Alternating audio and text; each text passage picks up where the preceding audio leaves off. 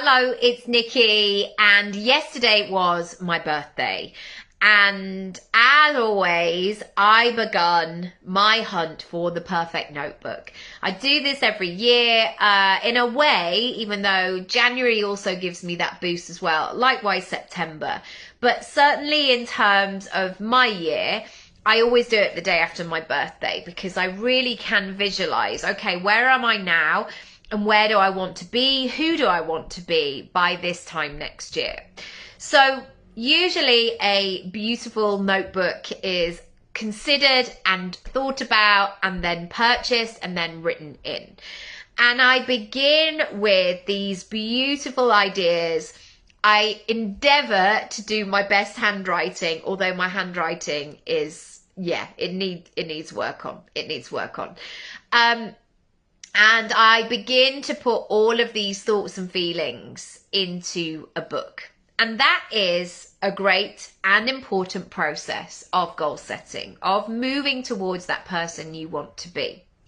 However, I want to throw in a stat today that is not necessarily scientific. I don't have any other kind of data to back it up, but this is my thought on it, having done this for the last 15 years and seen it in so many different areas.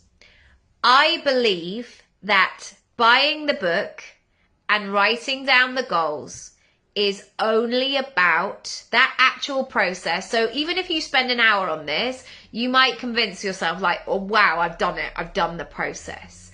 I believe that is only 10% of the process. Writing it down is only 10%. And here's why. The number of people that I know who have been to vision board workshops, they've done goal setting workshops, etc., they write everything down, but they don't build a relationship with those goals. And yes, it might come into their thought occasionally, or they might say, yeah, I'm trying to work on that thing at the moment, but no action is taken. Nothing that will move somebody in the right direction is happening. So for example, I want to give you something really tangible so you can understand this process. You might write down, this year I want to run a marathon. And you do it in beautiful coloured writing, you put some stars around it, you might think about the city you want to run it in, etc. However, the fact that you have written that down does not mean you're going to go on and do it. So yes, that initial 10% of getting really clear on where you want to do it and really owning the fact that you want this to happen, brilliant. However, it's what you then do next. It's what you do on a day-to-day basis. Are you in conversation with that marathon?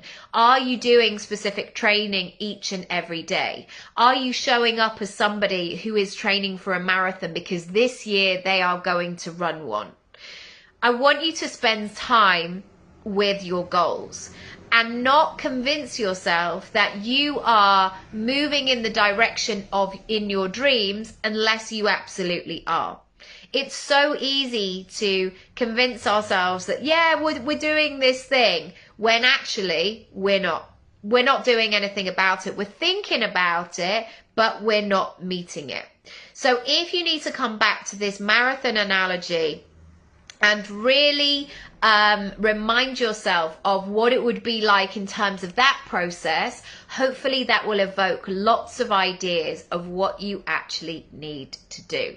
I would love to hear your thoughts and considerations around this. And if you need help, go to my Work With Me page and we can have a chat. Lots of love. Bye.